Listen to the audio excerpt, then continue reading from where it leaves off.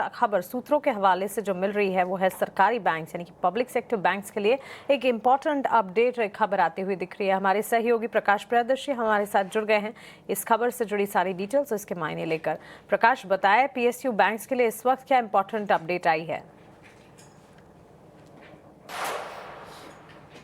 देखिए, public sector banks के point of view से देखें तो काफी इंपॉर्टेंट डेवलपमेंट है, क्योंकि उनकी जो फंड रेजिंग एक्सरसाइज है उस प्रक्रिया में तेजी आने वाली है। सूत्र हमें बता रहे हैं कि अगले हफ्ते से दीपम जो है वो रोड शोज ऑर्गेनाइज करने जा रहा है। दरअसल सरकार पब्लिक सेक्टर बैंक्स में 5 बैंक्स में माइनॉरिटी जो स्टेक है वो बेचना चाहती है।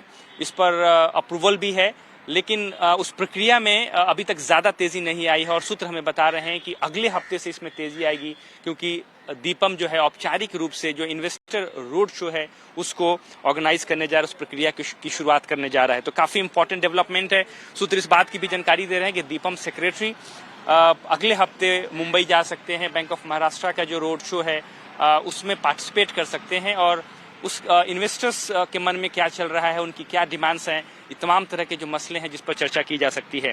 जैसा कि आपको पता है कि सरकार ने पहले ही 5 पीएसबीज में QIP IOFS रूट के जरिए फंड रेजिंग एक्सरसाइज को गवर्नमेंट ने मंजूरी दे दी है, जिसमें bank of Maharashtra, Indian overseas bank, central bank of India, UCO bank and Punjab and Sind bank शामिल है, जिसमें कि जो कि जरूरी है सेबी का जो minimum public share holding norms है उसको मीट करने के पॉइंट ऑफ व्यू से। लिहाजा इसकी मंजूरी पहले से मिल चुकी है। सभी बैंकों के बोर्ड ने भी फंड रेजिंग एक्सरसाइज को अपनी मंजूरी दे दी है ट्रांचेस में, और अब इस प्रक्रिया में तेजी आएगी। सूत्र इस बात की भी जानकारी दे रहे हैं कि दीपम सेक्रेटरी जो मर्चेंट बैंकर्स हैं, जो लीगल एडवाइजर्स हैं जिसकी नियुक्ति की गई है, उनके साथ भी बैठक कर सकते हैं। उनसे इस बात के सुझाव मांगे जाएंगे कि पब्लिक सेक्टर बैंक्स में फॉरेन इन्वेस्टमेंट कैसे बढ़ाई जाए और वो कौन सी प्रक्रिया हो सकती है, इस पर भी चर्चा की जा सकती है।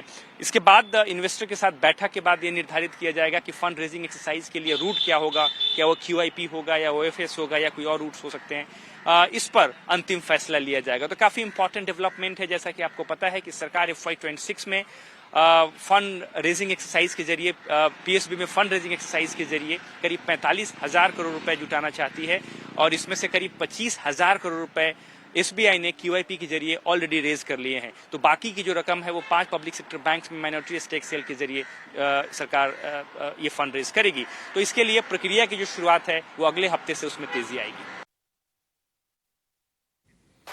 ठीक है प्रकाश, बहुत शुक्रिया। तो सरकारी बैंकों में हिस्सा बिकने की खबरें हम जल्द आते हुए हो सकता है देखेंगी।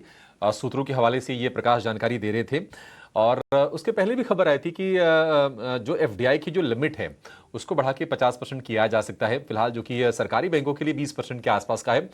तो देखते हैं कि ये चीज़ें कब आती है। और उसके बाद ही हमने देखा था कि PSU बैंक में एक लेग की जो तेजी बनी है उस खबर के बाद ही बनी थी। अमोल जी,